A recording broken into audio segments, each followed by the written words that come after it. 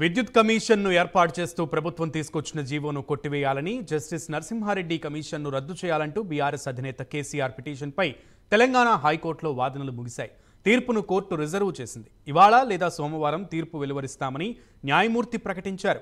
ప్రభుత్వం తరపున advocate general వాదనలు వినిపించారు.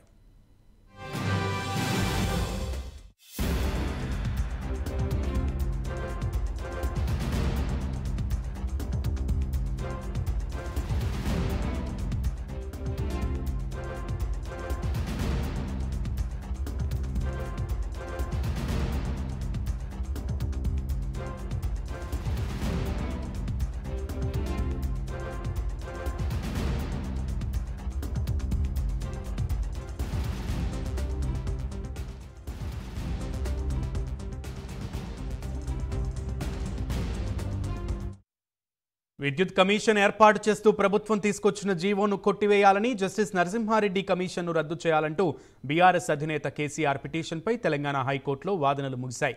తీర్పును కోర్టు రిజర్వ్ చేసింది. ఇవాళ లేదా సోమవారం తీర్పు వెలువరిస్తామని న్యాయమూర్తి ప్రకటించారు. ప్రభుత్వం తరపున అడ్వకేట్ జనరల్ వాదనలు వినిపించారు.